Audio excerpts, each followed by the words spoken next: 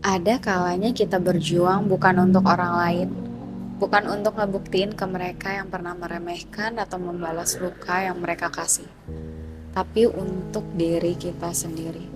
Untuk membuktikan bahwa kita lebih dari apa yang mereka pikirkan tentang kita.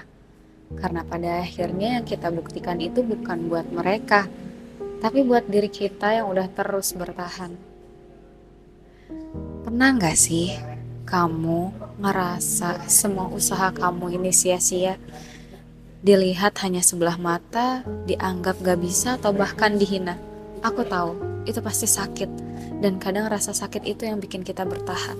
Bukan karena kita ingin balas dendam, tapi karena kita gak mau jadi apa yang mereka katakan tentang kita. Setiap hinaan, setiap keraguan jadi bahan bakar untuk kita terus maju. Meski gak ada yang percaya. Tapi ketika kita terus berjalan, kita sadar dendam itu bukan buat orang lain.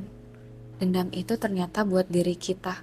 Untuk akhirnya memilih jalan kita sendiri tanpa harus buktikan apa-apa lagi.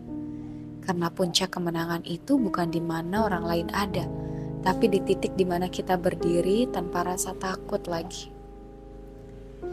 Kita mungkin mulai dengan rasa sakit, dengan amarah yang tersimpan menggebu-gebu.